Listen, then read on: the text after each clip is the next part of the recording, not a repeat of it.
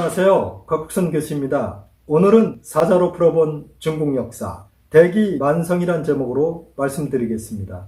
대기만성은 제가 뜻을 풀어드릴 필요도 없이 우리 한국 사람들도 잘 아는 사자성어이죠. 이 대기만성은 원래 본뜻은 큰 그릇을 만들려면 시간이 오래 걸린다. 그런 것처럼 큰 인물이 되는 데는 시간이 오래 걸린다. 이런 뜻입니다.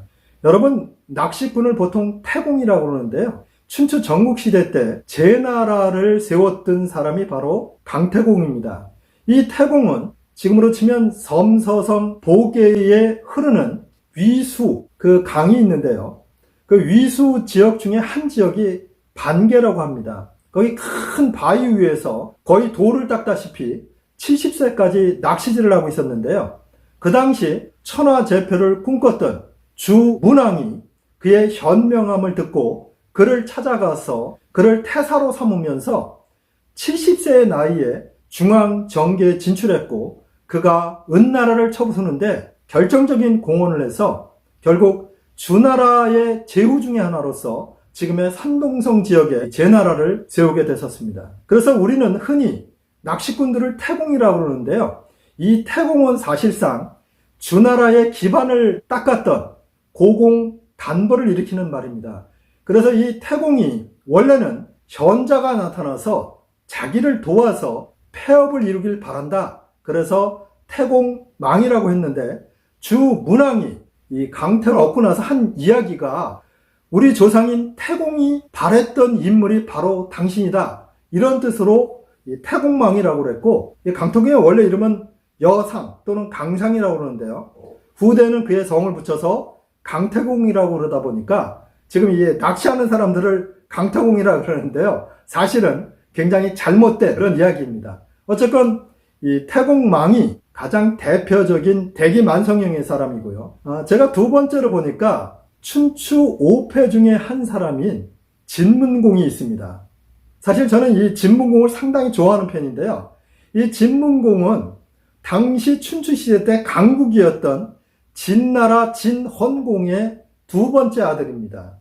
그런데 제가 말하는 이 진은 나중에 진시황이 세웠던 또는 춘추 5패 중에 하나인 진목공의 진나라가 아니고 위나라, 조나라, 한나라로 나중에 쪼개지게 되는 산서성 쪽에 있었던 이 진나라를 이야기합니다. 춘추시대 때 가장 강력한 국가였는데요.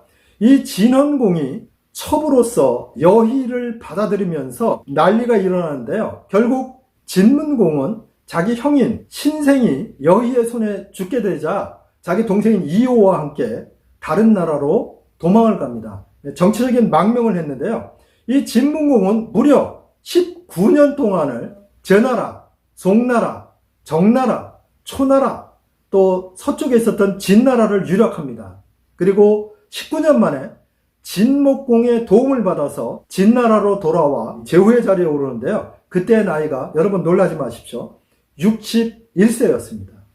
61세면요. 이전에는 노인 중에 노인이었습니다. 그런데 그는 그렇게 19년 동안 유력을 하면서 각국의 정세와 백성들의 고초를 잘 알게 되었기 때문에 불과 8년이라는 짧은 기간 동안에 그는 초나라의 강력한 도전을 성복의 전쟁에서 물리치면서 폐업을 이루었고 그가 춘추시대 때 패자로서 군림할 수 있었습니다. 대기만성형 중에 아주 대표적인 인물인데요. 나중에 시간이 되면 제가 강태공과 이 진문공에 대한 이야기를 자세히 드리도록 하겠습니다. 그리고 제가 이 시간에도 여러분에게 소개했었고 여러분도 잘 아시는 유비도 사실은 대기만성형의 대표적인 인물입니다. 그는 집신장사로서 정말 평민 중에 평민으로 스타트를 해서 그의 나이 49살 때 한중왕에 봉해지면서 그가 폐업을 이루게 되는데요. 무려 24년 동안을 밑바닥 생활을 하면서 왕이 됐던 아주 대표적인 대기만성형의 인물입니다. 그리고 신하로서 대기만성형의 인물을 들려면 사마의와 산도를 들 수 있는데요. 이 사마의는 여러분도 잘 알듯이 사실 조조가 가장 경계했던 인물이고 그 당시에 모략과 학식 그리고 병법으로 아주 유명했던 사람입니다. 그런데 그는 조비의 스승으로서 이 조비를 보좌했고 또 조비의 아들이었던 조명제를 보좌하면서 권력을 잡게 됐고요. 나이 70세에 조조 가문을 거의 멸문시키면서 이 사마 가문이 집권하는 기반을 마련했던 인물이 사마의입니다. 그래서 역사적으로는 사실 좋은 평가를 받지 못하고 있습니다. 왜냐하면 자기를 키워줬던 조비나 이 조명제를 배반했기 때문이죠. 그러나 어쨌건 그는 70세에 자기가 뜻을 두고 있었던 이 사마 가문의 흥성을 이뤘던 인물입니다. 그가 죽고 나서 2년 후에 사마사 그리고 사마소 그의 손자였던 사마염에 의해서 서진이 쓰면서 이 사마 가문이 결국 제왕의 가문으로 등장하게 되는데요. 그 기틀을 마련했던 사람이 바로 사마입니다. 그러니까 삼국시대 때 주요 인물로서 유비와 이 사마이는 대기 만성령의 대표적인 인물이었습니다. 그리고 또 하나 이 삼국시대 때 유명한 중림칠령 그 중에 한 사람인 산도가 신하로서는 대기 만성령의 인물입니다.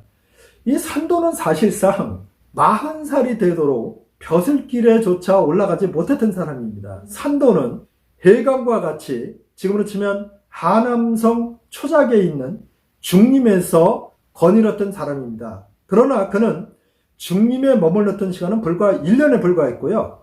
해강보다 20살 정도 많았는데요. 나이 40이 되도록 벼슬길에 올라가지 못했던 사람입니다.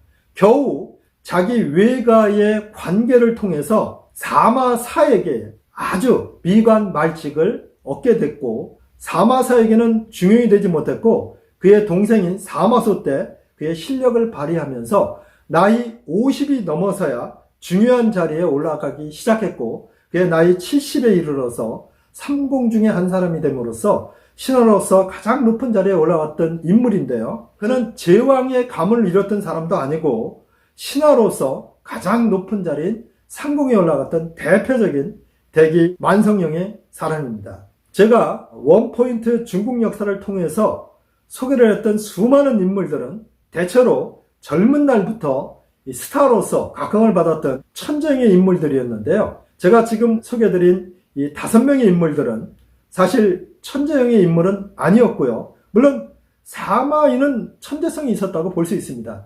그러나 다른 사람들은 사실 젊은 날에 그렇게 뛰어났던 인물들이 아니었습니다. 그런데 나이 60에 또는 나이 70에 자기가 이루고자 했던 일들을 이루었던 인물이었습니다. 오늘은 중국 역사에서 저희가 사자성어로 보는 대기 만성령의 이 대표적인 인물들을 소개해드렸습니다. 다음번에는 좀 더 재미있고 유익한 이야기로 찾아뵙겠습니다. 시청해주셔서 감사합니다.